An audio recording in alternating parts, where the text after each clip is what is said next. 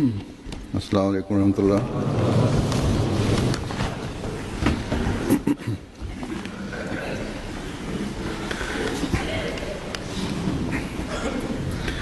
अशहदु अल्ला इलाहा इल्लल्लाह वहदहु ला शरीका लहु वअशहदु अन्ना मुहम्मदन अब्दुहु व रसूलुहु अम्मा बअदु फ़अऊज़ु बिल्लाहि मिनश शैतानिर रजीम बिस्मिल्लाहिर रहमानिर रहीम अल्हम्दुलिल्लाहि रब्बिल आलमीन अर्रहमानिर रहीम मालिकि यौमिद्दीन इय्याका नअबुदु व इय्याका नस्तईन इहदिना सिरातल मुस्तकीम सिरातल लज़ीना अनअमता अलैहिम गैरिल मग़दूबि अलैहिम वलद्दाल्लीन।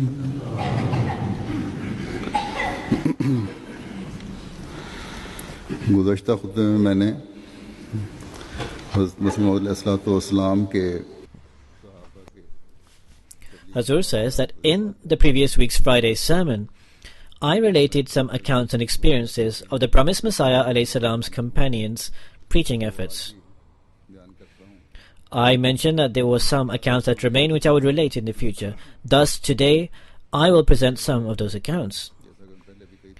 The main purpose of presenting these accounts is that, as I have explained numerous times in the past, so people first of all pray for these Sahaba, these companions of the promised Messiah, on whom be peace, who accepted the promised Messiah ﷺ, to be amongst those who share in the blessings of this age. May Allah the Almighty continue to elevate the rank of these companions. Otherwise, it is quite plausible that many amongst us would have been deprived of these blessings granted by God. The second purpose for presenting these accounts is so that their piety, their courage of belief, their honor for their religion, their passion for serving the religion can permeate and infuse into their future generations and descendants, as well as those who may not have direct blood ties with them, but who have a spiritual connection with those companions, can, as a result of that connection, infuse within them a zeal and a passion, and by doing so, they can advance the sentiments and also heartfelt passion of those elders, and so that they can continue that into their future generations. Only when we do this will we be doing full justice to the favor that these elders have bestowed upon us. Many a people write to me, and often they also inform me when they come to meet me in person, that you mentioned such and such elder, and I am related to them in this and this way. But it should always be remembered that one can only do full justice to these relationships when they follow the footsteps of those elders.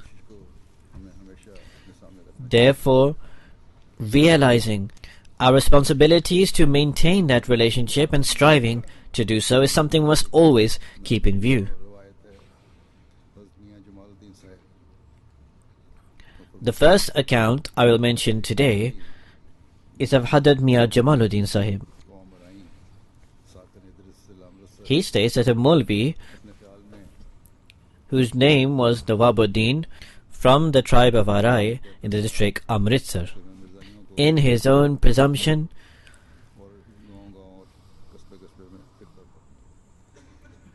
would state that I am rectifying the Mirzais, and he would travel village to village in this endeavor. He says in Mozataragar al-Mashur Navapind, which was near to his home in the north. As soon as he arrived, he started causing the hue and cry that if there is any Mirzai, he should come before me. He says, because there was no Ahmadi before me in the village, and all there were fierce opponents of the Jamaat. Some who are acquainted with me consulted and then sent a person to me who said that come and challenge with this Maulvi here. His village was nearby to the village where the Maulvi came. I pondered that these people are mere spectators. They have no interest whatsoever with the truth and the facts. Ultimately, only disorder results from these people. I said that Hadhr Sahib, the promised Messiah alayhi salam, has said to us that we must not take part in meaningless debates. Hazrat says this was the era when the promised Messiah alayhi salam forbid for Ahmadis to take part in debates because the Maulvis were unaffected by them. So I said that the promised Messiah alayhi salam is forbidden for us to take part in debate. If you take responsibility for any disorder that breaks out, we will come to your village. Maulvi Sahib should present his criticisms once, and we shall provide the reply to them once, rather than any debate taking place. People can decide for themselves, or we, the people in the village, can be responsible for any disorder breaking out, and Maulvi Sahib can come here. So that person took the message to his village. The Maulvi, along with 3 persons, came to that village through some other route. And he met the village squire, who was a Hindu by faith. The Maulvi said, if there is any Mirzai here, bring him here to debate or challenge me. The squire sent somebody to fetch me. I had already been informed of the Maulvi's arrival. Thus I supplicated to the noble God that, O Allah, I am helpless and ignorant and without knowledge. All I ask for is your blessings. Clarify the truth and the reality. After the supplication, the Maulvi had arrived. Many Muslims and Hindus had gathered. A carpet or a mat was laid out. The Maulvi and I sat in the middle. There was quiet for a short while. Then I started speaking to the Maulvi and said, Maulvi Sahib, what is the reason that you travel around here and there? Maulvi Sahib responded, there is great dissension amongst the community of Muslims. I travel around to reform and rectify them. Upon this, I replied, up till now, to what extent have you reformed people? And how many certificates have you received from the scholars regarding you being a reformer? The Maulvi Sahib said, yes, I have received such certificates. Show me these certificates then, I responded. Then Maulvi Sahib said, I have left behind those certificates in my village. And he quickly said that my real objective is that because Mirza Sahib causes dissension, is a disbeliever himself, God forbid, and turns other people into disbeliever, I debate with such persons. He says, I then said to the Maulvi that, do tell me the reason why you believe him to be a disbeliever, and what is the point of your debate. Maulvi Sahib said, you are speaking in Urdu, I shall speak in Arabic. So then I said that I cannot speak Arabic. So then the Maulvi Sahib said, we can speak in Punjabi. I said this would be excellent. Then Maulvi Sahib said, tell me what your faith is. I said, first you tell me what your faith is. Maulvi Sahib said that I am a Hanafi, and I believe God to be one and without partner, and I believe Muhammad the messenger to be true, peace and blessings of Allah be upon him. And I believe Jesus, peace be upon him, based on the 20 verses of the Holy Quran and correct hadith, to be alive in the 4th heaven with that being. He who rejects this, I believe him to be a kafir or a disbeliever, and my knowledge is certified. Now you tell me what your faith is and what your education is. Upon this, this humble one said that I believe God to be one and without partner, and Muhammad, the messenger, peace and blessings of Allah be upon him, to be Khatamun Nabiyeen, the seal of all the prophets. And I believe Jesus, peace be upon him, of the children of Israel, based on the Quran and Hadith, to have passed away. And I believe that the expected Messiah and Mahdi was to come from this Ummah of Muslims. I believe that the claim made by Mirza Ghulam Ahmad alayhi salam of being the Messiah and the Mahdi to be true with my heart sincerely. He who does not believe this, I believe him to not be following the truth. I do not have any certified knowledge of religious education, etc. I have carried out self-study. Further, I have benefited from the blessed company of the promised Messiah alayhi salam. Further, I declare that if anyone can prove, based on clear verses of the Holy Quran and Muttasil Marfu Hadith, that is, such hadith with the chain of the narrators directly reaches the Holy Prophet sallallahu alaihi wasallam, that Jesus, son of Mary, Isa ibn Maryam, is alive in the fourth heavens with that being, and that he remains alive until today, that I am ready to repent. He said, this is what I said to the Maulvi Sahib. Maulvi Sahib responded, fine, write this declaration down, sign it and send it to me. I asked for a pen and paper. I wrote down this declaration, signed it and gave it over to the Maulvi Sahib. The Maulvi Sahib took the paper and said, do you believe the previous commentaries? I said, those commentaries that are in accordance with the Quran and Hadith, I accept. Maulvi Sahib then said, do you know the Holy Quran? I said, yes, I know the Holy Quran. Then Maulvi Sahib said, what is the meaning of Quran? I knew that he just wanted to have a debate, so I responded that I will not reply to your question. First, let us resolve the first matter we were discussing. Maulvi Sahib then said, what is the meaning of Zalik al-Kitabu? To which I replied that first let us collect together those questions for the matter which we have gathered for and raise objections regarding that. I will respond to those first. Then Maulvi Sahib asked that how many verses are there in the Holy Quran? I then said that once again you are diverting the matter. Maulvi Sahib then said, how can I know that you really know the Holy Quran? Upon this I said, with the grace of Almighty Allah, I know the Holy Quran better than you. I say on oath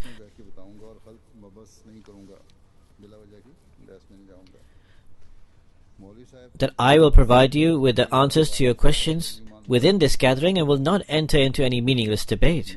Maulvi Sahib then asked about the previous commentators and also the statement of the Khulafai Rashideen.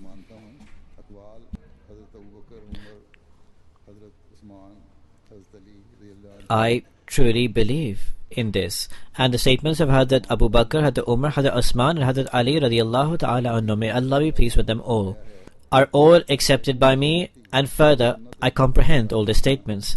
As the Holy Prophet, peace and blessings of Allah be upon him, has stated, Alaykum bi sunnati wa bi sunnatil khulafai rashidin al-mahdiyin. For you is my tradition and that of the companions. You have limited Khilafat to only those four Khulafa. We believe Mirza Sahib to be Khalifatullah, the Khalifa of Allah. In fact, we believe his way to be the practice of the Holy Prophet sallallahu alaihi wasallam. In short, Maulvi Sahib spent half an hour talking here and there. Then Maulvi Sahib said, the Holy Quran cannot be understood without reading the commentaries. I said, this is wrong. If it was true that learning the Holy Quran was dependent upon the commentaries, then if there were no commentaries, then would it mean the Quran could not be understood? This is not what was decreed by Allah the Almighty. The Holy Quran professes, وَلَقَدْ يَسَّرْنَا الْقُرْآنَ أَفَلَا يَتَدَبَّرُونَ الْقُرْآنَ, that the Holy Quran is not dependent upon anything. In any case, the Maulvi Sahib would not speak on the actual matter at hand and would instead speak around the subject. Ultimately, the esquire of the village said to the Maulvi that present the verses of the Holy Quran which can prove that Jesus, peace be upon him, raised bodily to heaven. The Maulvi Sahib said, yes, I will present the Holy Quran's verses regarding this, but this person will not accept it. The esquire replied that if he does not accept it, other people will. The Maulvi Sahib was compelled to say, bring the Holy Quran. A Holy Quran, the translation of which was published in Delhi, was brought. It was given to the Maulvi Sahib in his hand. As soon as he received it, he stated, this is the Quran of Mirza. I cannot take this. I said, this is absolutely not the Quran of Mirza. Open your eyes. Maulvi Sahib then repeated this again. I said, Lanatullah lil Kazibin, a curse be upon the liars, 3 times. Maulvi Sahib took the Holy Quran in his hand. He looked at the name of the press that published it and said, "Who wrote this?" I said, "God forbid. Do you not believe the Quran to be the word of God?" You asked who wrote it. Maulvi Sahib said, No, this is my error. Who wrote this?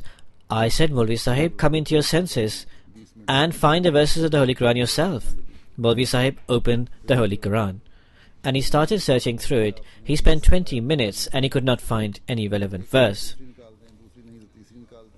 Ultimately, I said, "Maulvi Sahib, you said you could prove this from 20 verses of the Holy Quran. If you cannot find one, find the second verse. If you cannot find a second verse, find the third verse of the Holy Quran." Maulvi Sahib finally said, "I cannot find any verse, but I shall present a verse verbally." So the Maulvi Sahib said, "There is no verse that I can find in the Holy Quran, but verbally I shall state a verse." The Maulvi Sahib stated, وَإِذْ قَالَ اللَّهُ يَا إِيسَى إِنِّي مُتَوَفِّيكَ. The Maulvi Sahib translated this as, when Allah said, "O Jesus, I am about to raise your spirit along with your entire body to heaven." I responded that, "Maulvi Sahib, bring forth the actual verse with the words from the Holy Quran, then we shall discuss." He then spent another 10 minutes sifting through and could not find any relevant verse. People started mocking the Maulvi and said, "What kind of knowledge of the Quran do you have? You could not even find one well-known verse." People left the gathering whilst ridiculing him. I mentioned a similar account last time, but that was a separate incident. In any case, this is a normal attitude of the so-called ulama or religious clerics. Hadrat Munshi Mahbub Alim Sahib relates that Hakim Muhammad Ali Sahib, Mojadru Jeevan Bhutti Shahi, a physician from Jammu Kashmir, had settled in Lahore after taking out a pension. I would work with him. He would often oppose the promised Messiah, on whom be peace, and would utilize profane and abusive language against him.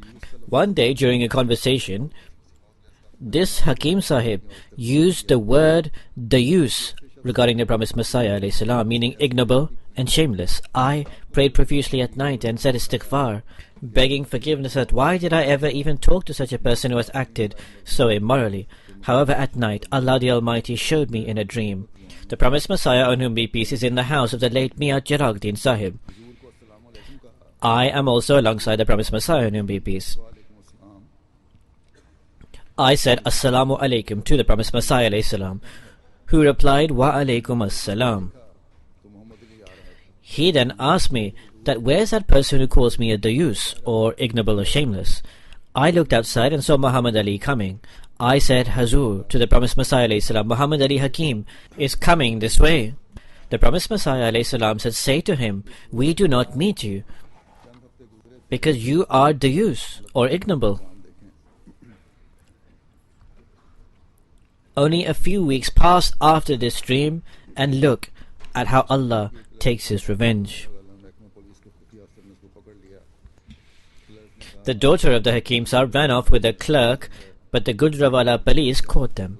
The clerk claimed that this girl is my wife, whereas the girl said that this man works for me. Their statements contradicted each other, and therefore the police were suspicious. They were taken off the train at the Gujranwala police station and presented to the deputy commissioner. There, the girl said, "My father is dayus, or ignoble. He does not have me married." Hazur says the daughter of the Hakim Sahib is saying this herself. So the daughter said that, out of obligation I am going with this person to a Nawabzadeh. And she related various incidents. The commissioner said, "Your father has been insulted, now return to him." But she refused to go, and said, "My father would kill me." So the deputy commissioner stated that we will make arrangements. And the daughter was handed over to the Lahore deputy commissioner and then finally handed over to the father. However, it was said that a bail should be taken or a guarantee that he will not harm her. Thus the deputy commissioner searched for Hakim Sahib. When he found her, he said, "You are a great dayus, or ignoble." Hazur said, therefore, for the second time, the father was called dayus, or ignoble. And the commissioner said that you do not look after your daughter, you are shameless. You do not arrange for the marriage of your grown-up daughter. First provide 5,000 rupees bail, then the daughter will be handed over to you. In this way, revenge was taken. A further terrifying end that he faced was that after a short while, he became known all over the city as dayus, or ignoble. Everyone would call him dayus.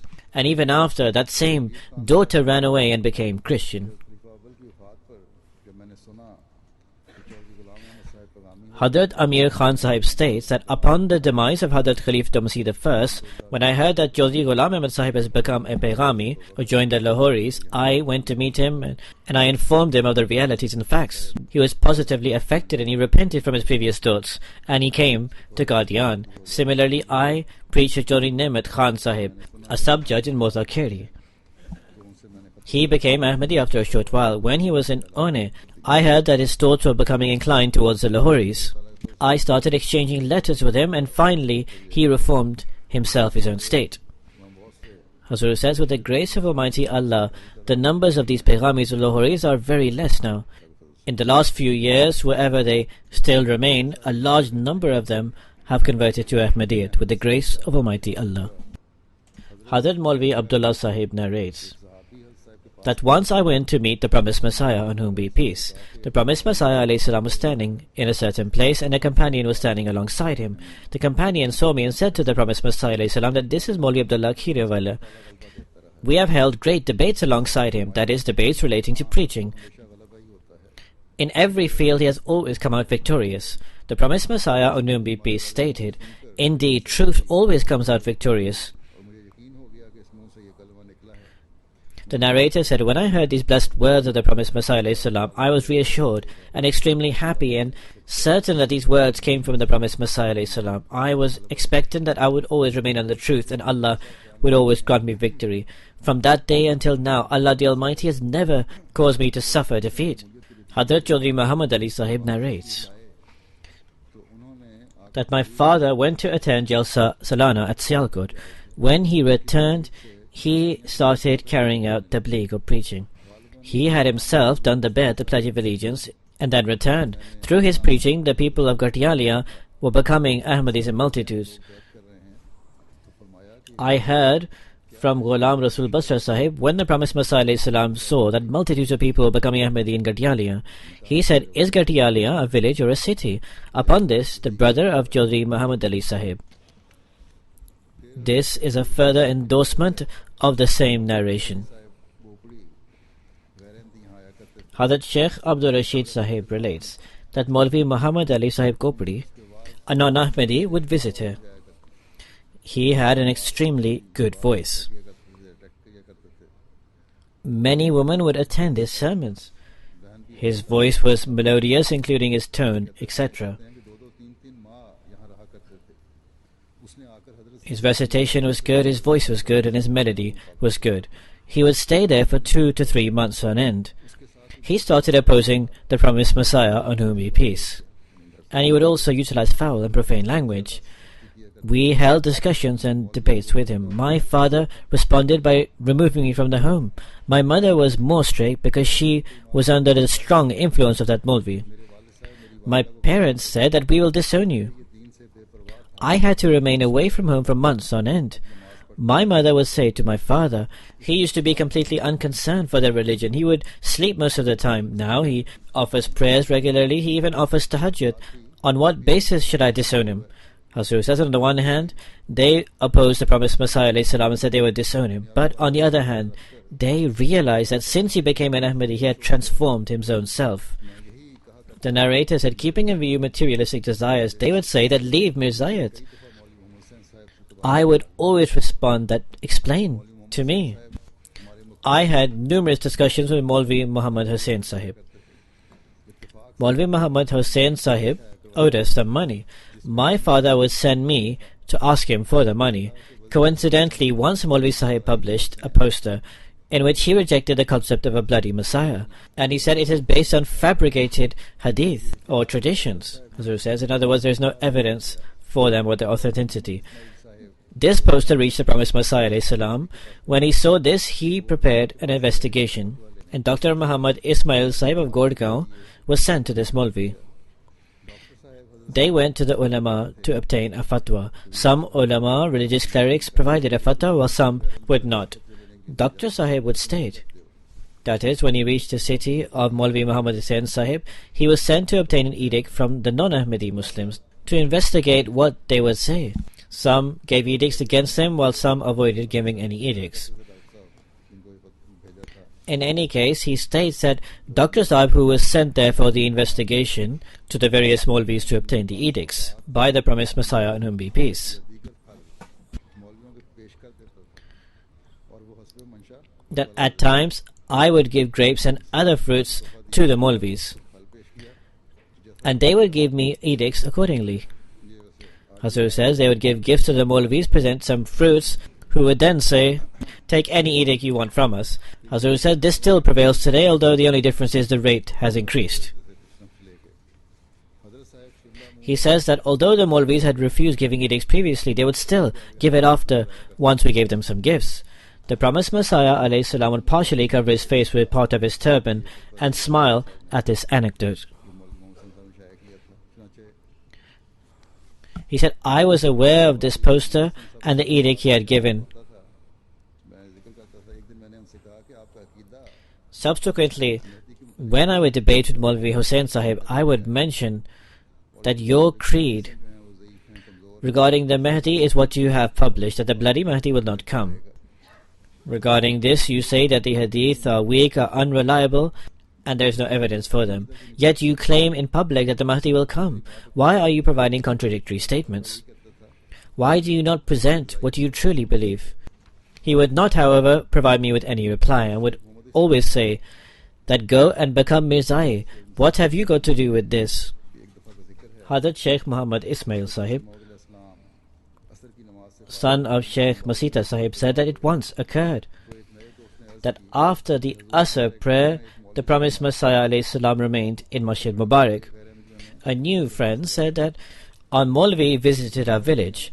At night, the non-Ahmadis made him to stand upon the roof of a house and to deliver a sermon. We also went there, where he related the hadith of La Nabi Ibadi and incited people into great passion, and said repeatedly, look people, the Holy Prophet ﷺ has said this, that there will be no prophet after me, whereas Mirza Sahib of Qadian says, I am a prophet, and I am a messenger.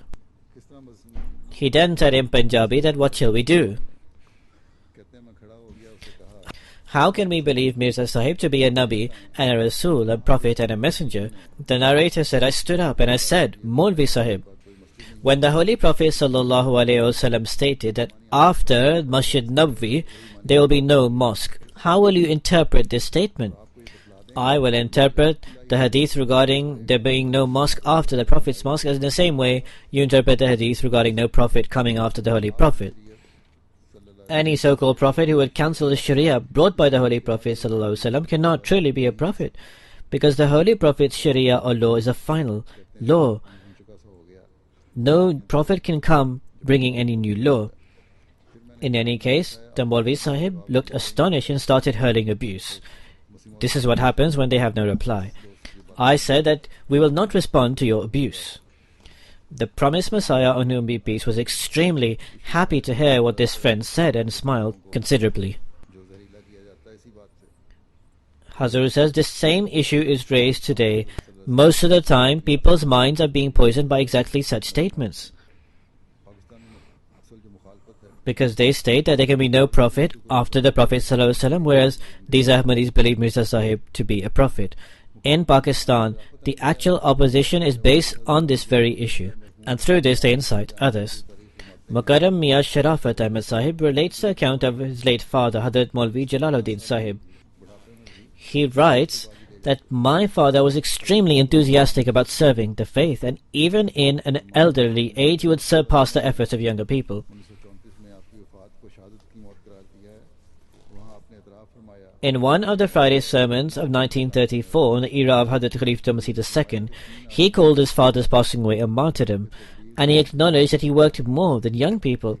Hazrat Khalifa Masih II said that I have observed three people who work like madmen in preaching efforts. Firstly, the late Hafiz Roshan Ali Sahib. Second is this Maulvi, and third is Maulvi Ghulam Rasul Sahib Rajiki. These three neither see day or night, but remain engrossed fully in preaching.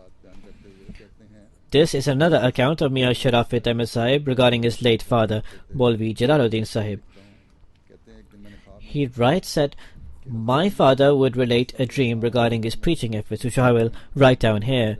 He said, once I saw in a dream that the promised Messiah, on whom be peace, comes to our house or our village. I cannot recall exactly which one it was. And he asked me for a pen. After this, I wake up.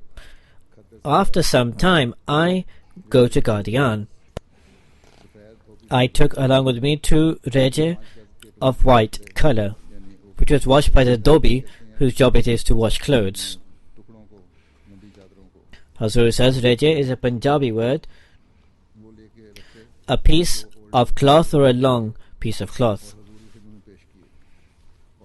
So he said, I took this along with me, as well as 2 pen holders of different colors, and presented this as a gift to the promised Messiah alayhi salam. I asked him about the interpretation of asking for a pen in my dream.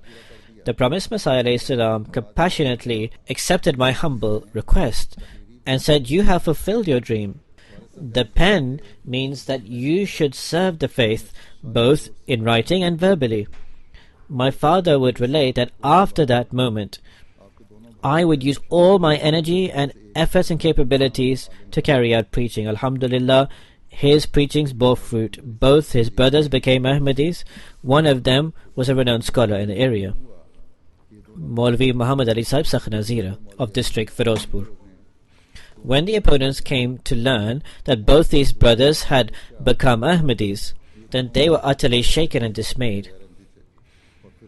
Muhammad Ali Bordia and Mahmud Shah, they left weeping. They were both non-Ahmadis. They departed weeping and crying, embracing each other as if a close relation had passed away, because they had become Ahmadis.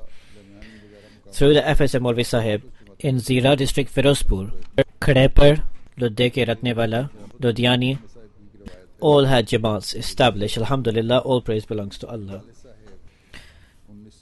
Another account of Miya Sharafat Ahmed Sahib relating his father Maulvi Jalaluddin Sahib is that my father in 1924 went to Malkana for tabligh, for preaching. There he preached to the Banjaro and the Malkana people. Apart from these groups of people, he also established connections with the local people. He would meet and preach to people in his ripped and ragged clothes. Saying this, the people of the area were completely amazed that a person of 70, 80 years old, holding his bag, is going around in his ragged clothes with a passion to make people Muslim and accept Ahmadiyyat. And they were very positively influenced by this. People would give donations to him because they thought that this community is making good efforts. Through his efforts and endeavors, many people joined the movement. Hafiz Ghulam Rasul Sahib Wazirabadi states that the promised Messiah alayhi salam, in the house of Miya Bashir Ahmed Sahib, the house leading to covered alleyways, he was underneath there. He gathered many people and said, I have established a high school so that people can be educated here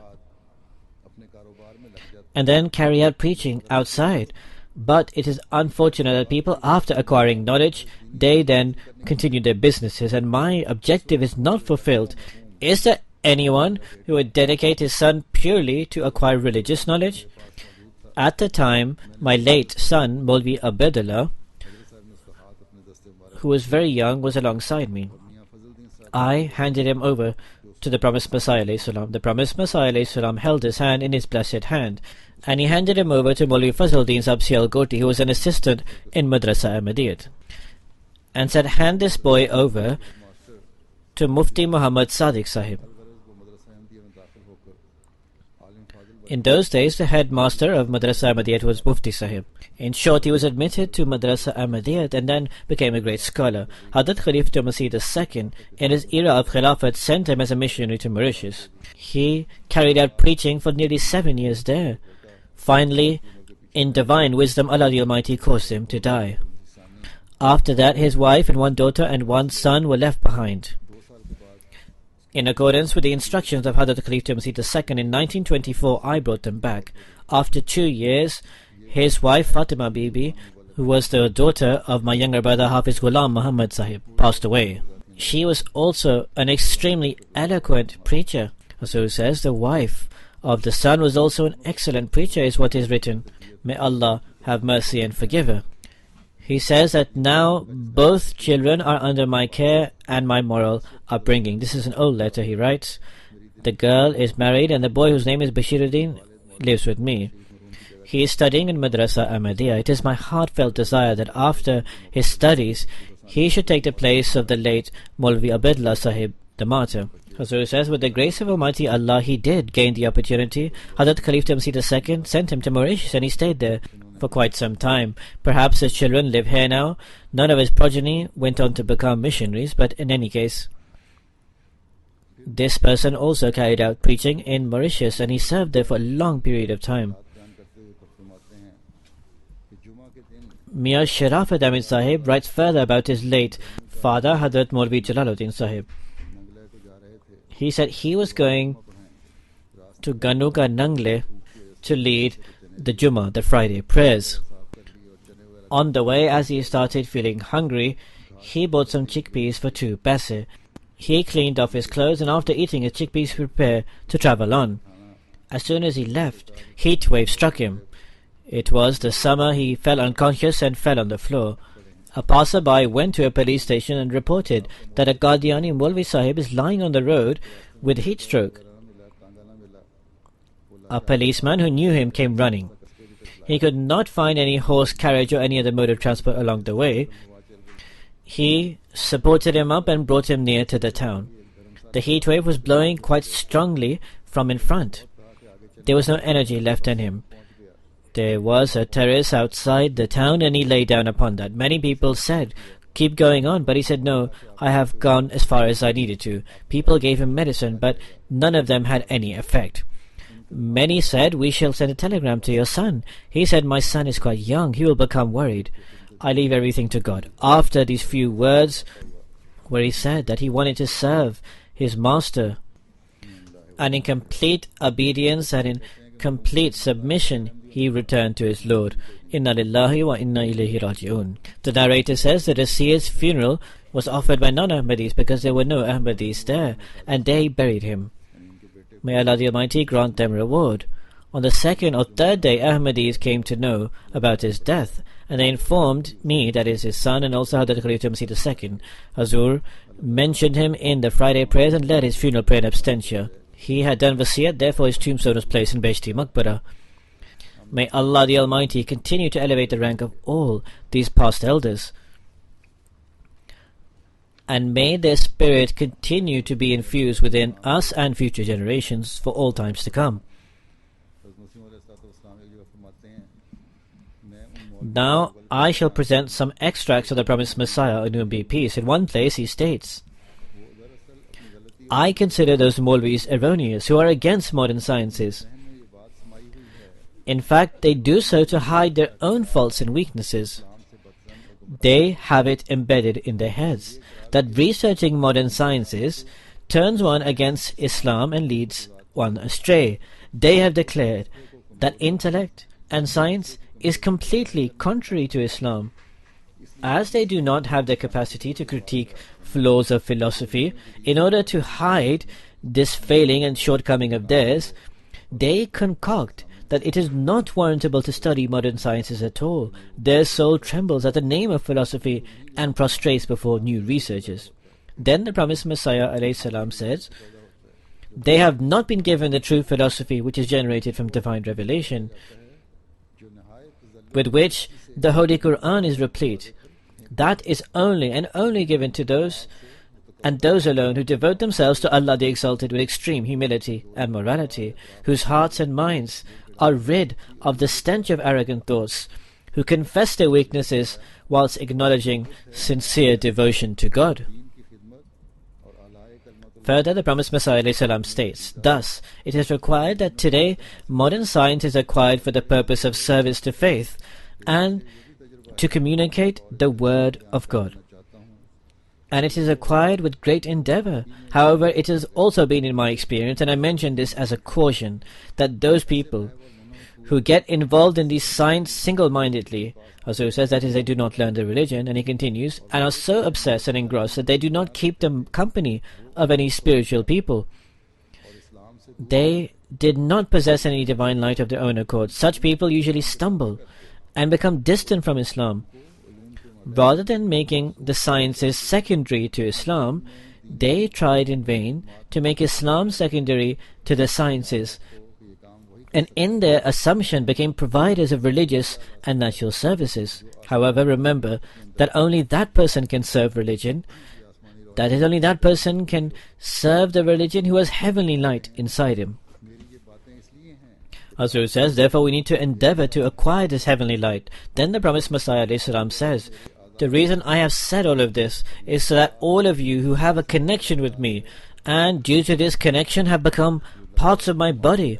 Hazrat says, now this being parts of his body is a great responsibility. This word that the promised Messiah ﷺ has used, that those who have a connection with me, as a result of which have become limbs or parts of my body.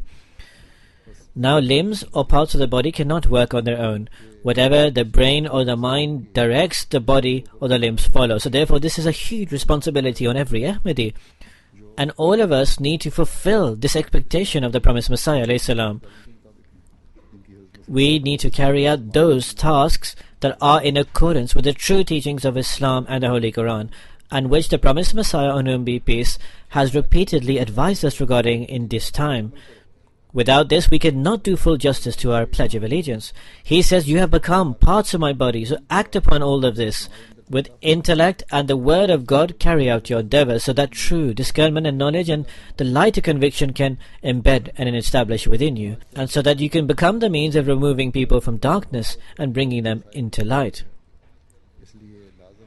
This is because the foundation for objections nowadays is on the basis of material criticisms and different researches and sciences. Therefore, it is necessary that you learn all of this, so that before you provide a reply, you can understand the reality of the criticism being made.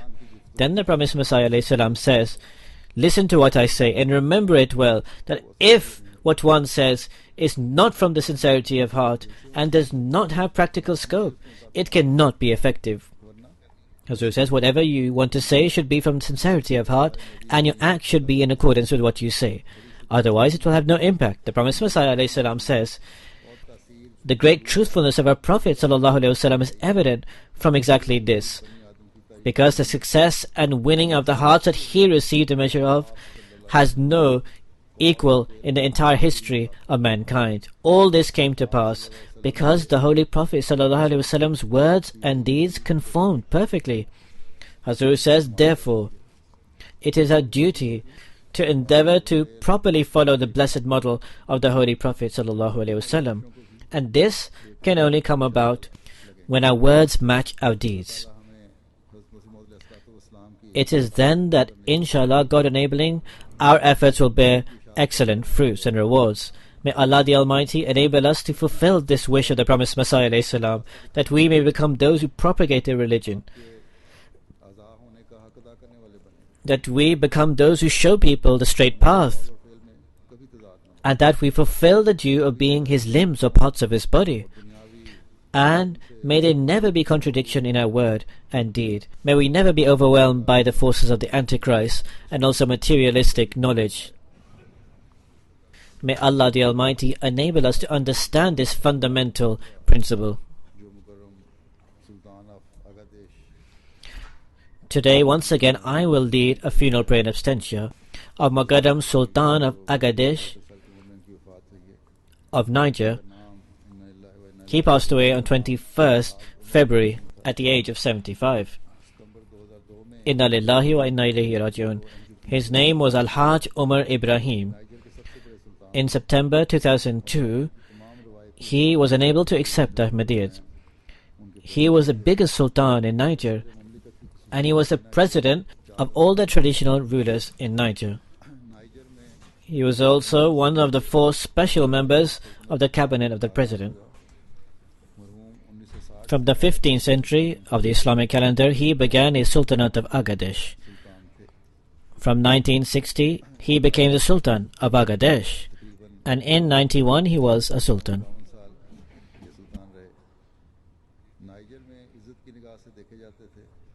So for approximately 51-52 years he remained a Sultan. He was very well respected in Niger. Where various turmoil and disorder often breaks out, he played a key role in establishing peace.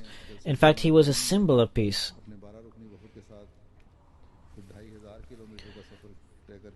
He attended the Benin Jalsa in 2002 with his 12-strong entourage in a 2,500-kilometer journey.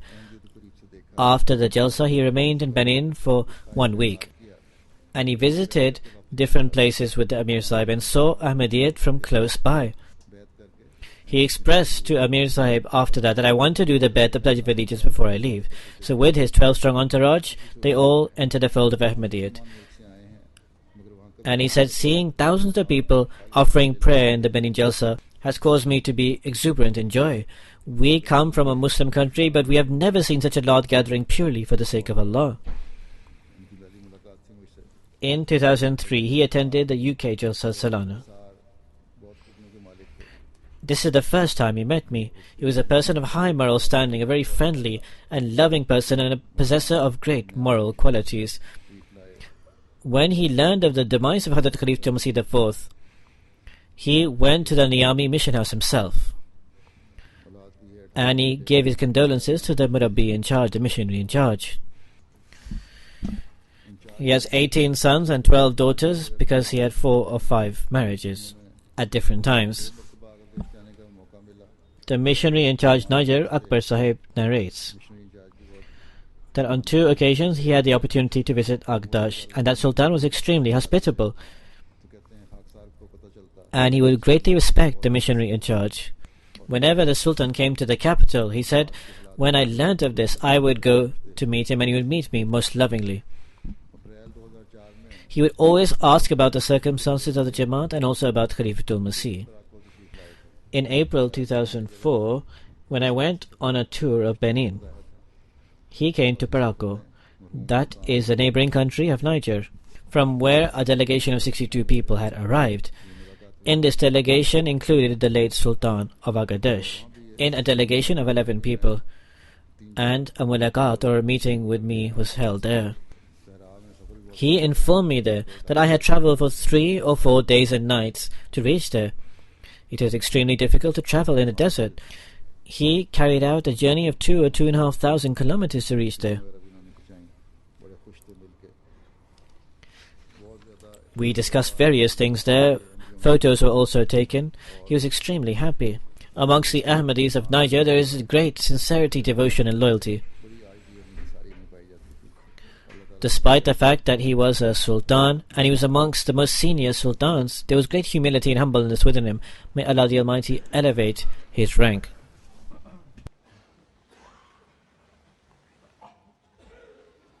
Alhamdulillah, alhamdulillah, nahmaduhu wa nasta'inuhu wa nastaghfiruhu. ونؤمن به ونتوكل عليه ونعوذ بالله من شرور أنفسنا ومن سيئات أعمالنا من يهده الله فلا مضل له ومن يضلله فلا هادي له ونشهد أن لا إله إلا الله ونشهد أن محمدا عبده ورسوله عباد الله رحمكم الله إن الله يأمر بالعدل والإحسان وإيتاء ذي القربى وينهى عن الفحشاء والمنكر والبغي يعظكم لعلكم تذكرون اذكروا الله يذكركم وادعوه يستجب لكم ولذكر الله أكبر